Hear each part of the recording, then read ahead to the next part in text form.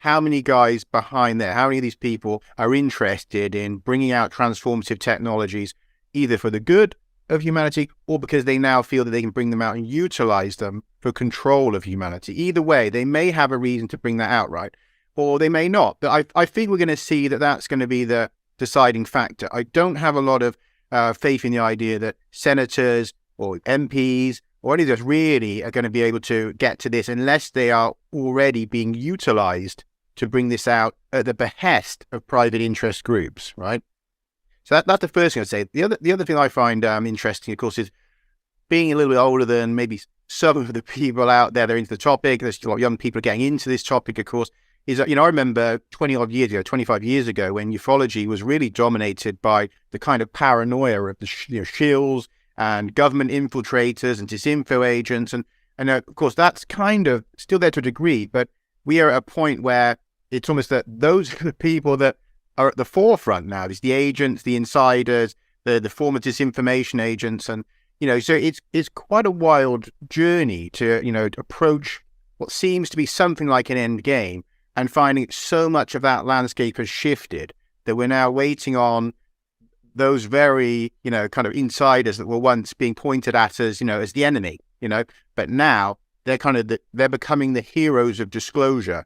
That's quite amazing. And, we've seen in the last few days even that some of the same people that are being looked to for UFO insider information are known to have lied, recently in terms of things like Hunter Biden's laptop and all this. So we're seeing these insiders who we're being told are going to help reveal UFO data, but yet it's well evidenced that they have lied in other matters involving the public, right? So I find that hard to square, and yet there seems to be a willingness to ignore the amount of lying that's gone on from many of the people that are now being looked to for disclosure. Not all of them, but there is definitely some problems here. And I find that within our community, there seems to be a disconnect where an awful lot of people don't seem to see this topic as joined up to other things that are happening around the globe today. There's a very strange disconnect. Like, go back a couple of years ago, I remember kind of touching on the fact that when we saw this movement towards being able to discuss UFO events in terms of the military, witnessing UFO events, that we should also see that in the context of the looming drone war. I mean, because it seemed to be, again, a disconnect in the community of not wanting to say that, hang on, what has changed in the military environment? Well, you now have novel drones, all kinds of novel drones. I mean, you can pretty much design a drone that looks like almost anything, spherical drones, triangle drones, most of the shapes that are associated with anomalous vehicles. You can replicate those forms in drones. Now, they might necessarily do the incredible speeds or teleporting or anything that's super anomalous, but for the average person who's looking up at the sky, they would see some of these things and be, absolutely shocked.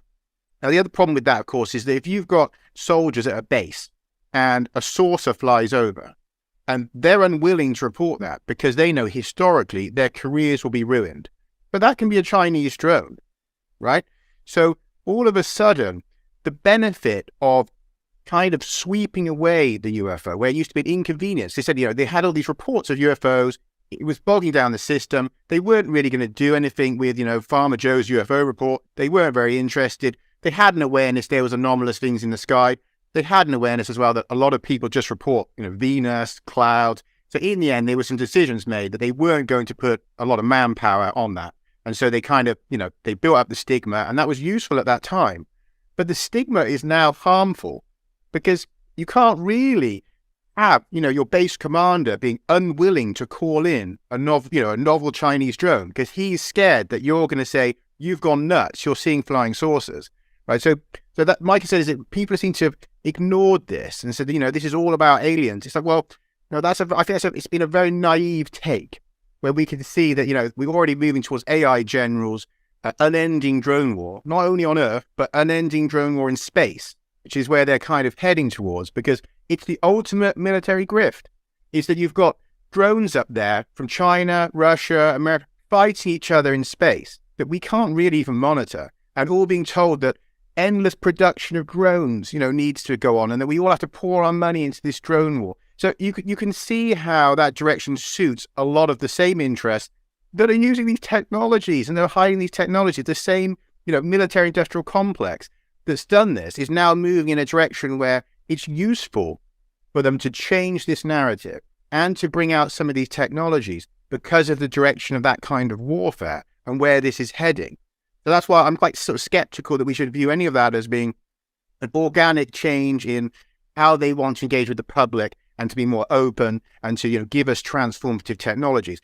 I take that as a very sort of a naive stance. I'm sure there are good people, in these networks who would like to bring out technologies for the good of humanity, but I don't think they're going to be in the senior positions, very, very few of them, who can actually influence this in a real way, right? So they could maybe do a whistleblower, come out and reveal themselves. It's a very dangerous choice. They could do that. But I think without a green light from above, that's unlikely. And at the moment, I'm not seeing why that green light would be given in view of where we are going in this kind of drone war world, right? So that's my concern. So you have this kind of this mixture, and also, of course, in the last few years, we've seen the absolute willingness of our officials to barefaced lie on multiple topics, whether in the US, the UK, across Europe, to stand and barefaced lie on multiple important topics and be caught out without consequences. So is there really any incentive for them to suddenly turn a new leaf and start telling the truth? I'm not seeing it. I'm just not seeing it. I wish I was. So I feel that really ufology has to kind of take a step back and return more to the kind of the grassroots of, the citizens trying to, bring about a change in the paradigm, rather than overly heavily leaning on the idea that, you can write to your MPs and your senators, or that, there's a few brave people in there that are going to change it all. I wish it was that simple, but I'm not seeing it. So that's kind of where I'm at with it. I think there's a fine line between activism and radicalism. And this is certainly prevalent in our world today, not only in our research field, but just in more general terms. There is certainly a heightened level of tribalism and the enabling of radical ideologies from, social to political policy. But this has seeped into the UFO community. I would say it is most prevalent on UFO Twitter, where you do find some very hardline, quite radical personalities who don't want you to question the government narrative or the people involved in an official capacity in the push for discussion within Congress and the Senate. So how do you guys how do you feel about this more kind of hardcore demographic that, quite frankly, seem more than happy to attack and deplatform individuals who want to ask tough questions and view the government officials and narratives around this issue with a degree of skepticism, which I personally would say is healthy, to have a degree of skepticism, but others seem to view this as some form of a threat towards disclosure and can get very irate if you challenge certain individuals or narratives. So, Bruce, what is your experience of this? Do you have any thoughts on the more, let's just say, radical activism within this field? Yeah, it's quite an interesting phenomenon, I think, and obviously it is a kind of a part of our times that you say we've seen a lot more groupthink and the leveraging of, I'd say, of divisions, and the leveraging of, obviously passions and dreams by people that know how to utilize vulnerable people, I would say. Not necessarily, this doesn't mean that they're particularly, something wrong with their brain, but there are many people who have a vulnerability, particularly if there's something they really want to believe, right? Or there's something they really want to know. Now, if you can give them the feeling that you can provide that, right? That is a really, really nice juicy worm on the hook for them, right? So as long as if you understand what they want and you give them the sense you can deliver it, you can pull in quite a nice crowd to follow your tune through the town, right? And that's what I think we are seeing is this leveraging. Now, and we've got to remember that within ufology, there are not only some very intellectual people, very intelligent people, but there are people with certain skill sets.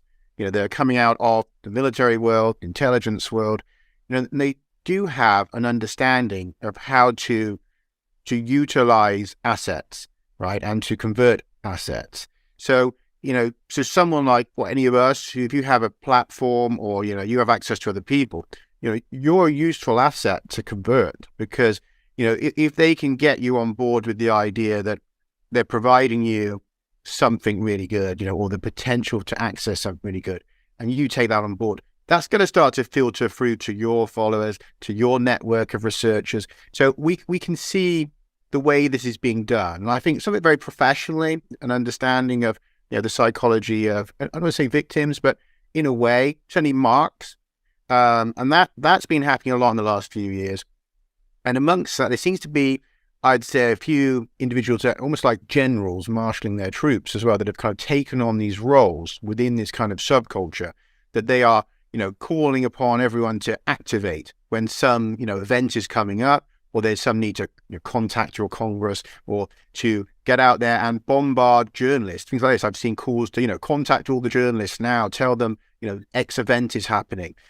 So this really is happening. Don't forget Storm Area 51. Yeah, I mean, that was kind of an interesting one. How many people suddenly jumped onto that? And a lot of those were not people that were very much involved with the UFO topic. And just the way that kind of mimetic virus of the idea of, let's go and get the aliens, that spread really fast. And a lot of people got very excited about the idea that, maybe everyone's just going to run in there and they were going to find the aliens. And so, I mean, we know that these kind of mimetic viruses, they happen, they're real. We've seen a lot in the last few years, the idea that, you can get groupthink, leveraged quite quickly, and in some cases quite radically. And I think, we definitely have seen that in the UFO topic. And as the media has begun to feed into this loop, that exponentially increases, right? Because you've got, Fox, CNN, and all these big networks have covered UFOs, certainly in a greater extent and more seriously than they had in the many years previous, right? After we had the 2017 kind of Navy videos, that's changed. So it's not that necessarily lots of new evidence came out, but the way the media was reporting on what was out there changed quite radically. And so suddenly people felt, there's really something serious here. And so when they're offered a kind of an insider seat in that bus, that, you're on the way to disclosure. And we know these people. We know these people that are putting this in the news. And, this is us with the disclosure team. That's certainly going to be appealing for people that are also seeing it on the news, to feel part of that when they see CNN, they can nudge their buddy and say, I know the people that got this on the news. I talked to them on Twitter. And that is definitely a big part of this. And we live in a world where people kind of want a bit of, notoriety, to be noticed, to be part of the group. And that, I'm afraid, is a dangerous journey as well, because, of course, often that bus is going off a cliff, and then the driver is not going to be there when it goes over because they know where it's going, right? And we've already seen this with a few of these kind of projects that have happened. There's been people who've left the social media entirely. They've been left very depressed. I've heard of horror stories of people that have committed suicide over the fighting and stuff that goes on within kind of UFO topics, and who feel, that their lives have been very much derailed by having put huge amounts of focus into a topic where it didn't deliver what they expected, and they were kind of abandoned by their heroes. So yeah, it's a concerning trend. And Jeremy, same question, man. How do you feel about the kind of, I guess, more radical styles of activism that we're seeing prop up over the last few years?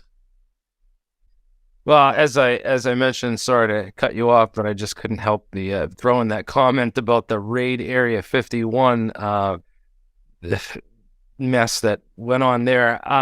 Yeah, so like there's radicalism and there's all this hype, but it seems to always be pointing in the wrong direction. It's always targeted to bang the wrong doors down, and that's very, very common of a lot of political movements. Is what you see as controlled opposition, and that's a form of a counterintelligence or psyops, as people call it.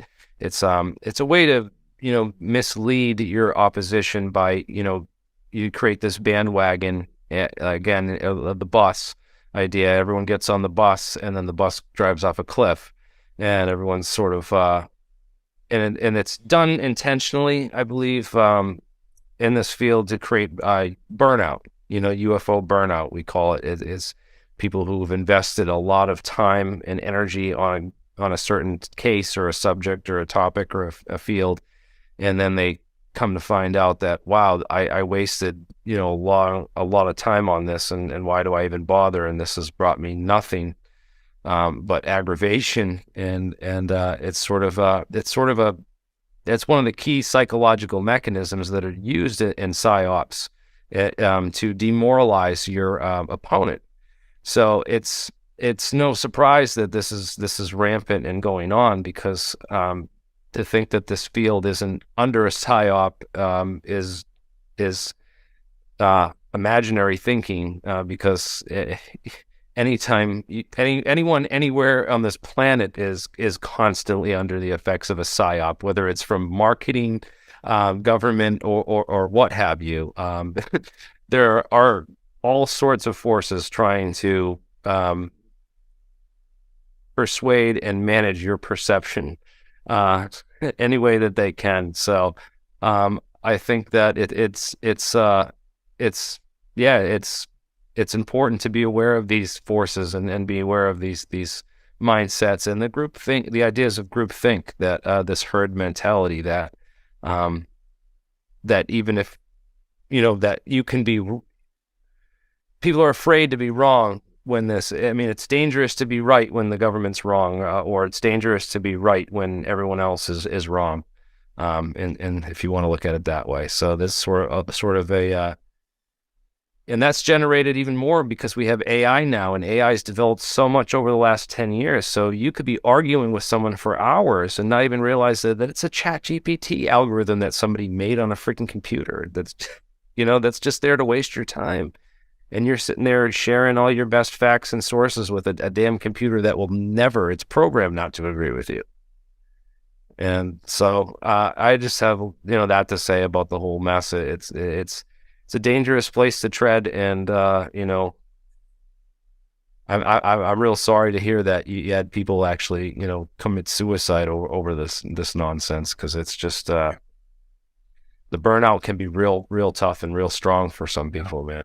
Well, yeah, and as you think, especially when we combine that with, of course, the stresses of the last 3 years in particular, and where people perhaps were driven a bit more online for their communities. And of course, that's brought a lot more people into UFOs and aliens and things that they wouldn't really necessarily thought about. So they don't have much of a defense against the kind of the memes and the hooks in these topics. And then they've gone into it perhaps, too wholeheartedly, at a time when perhaps the manipulation has never been greater. And then maybe they've suffered job loss, all the things that we know that have happened in the last 3 years, couldn't go to work, couldn't go on holiday. And then you get all in on a community, and then that community kind of ends up burning you. That obviously can be really, really massively psychologically impacting on someone that's already in a vulnerable state. So I think that's perhaps why there's been a worse impact on people in this last few years. And with it seeming so believable as well, of course, if I say with the media kind of promoting the idea that something's happening, it's so much easier to believe that it's right about to happen and I'm going to be there and I'm going to be part of it. And then boom, nothing. And then you combine that with, you saw about the burnout effect as well. Of course, this is a kind of a depressive feeling anyway. So you waste all your time, this, your friends turned out they weren't really friends. They're using you to contact the senator or whatever. And I just see that as being, it's a few things comes together. And I think that's, definitely pushed some people off the edge. And at the very least have abandoned social media, realizing, that their communities weren't real as such.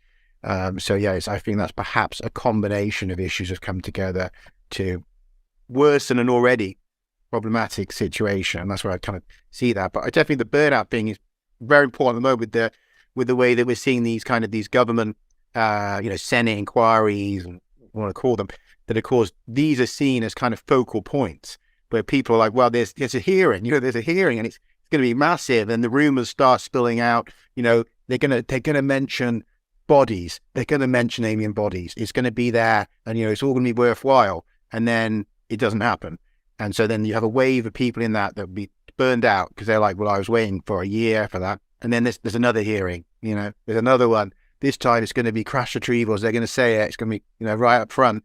And, it's not mentioned. Instead, we've got no evidence of extraterrestrials, no special technology. That's not what those people have invested the last 2 or 3, 4 years into, right? That they're waiting to hear that announcement pretty much of, yes, the bodies are here. Here's the photo, of this creature in a tank, that we've had since 1940. There are people that are believing that's what's going to happen. And so you can imagine them being knocked sideways when the scientist says, well, I've got nothing here interesting, really. I mean, just some weird videos that I've been looking. I mean, that's not what those people are ready to hear. And that can be really destabilizing for someone that's been building up in their mind how that event's going to look, especially over years.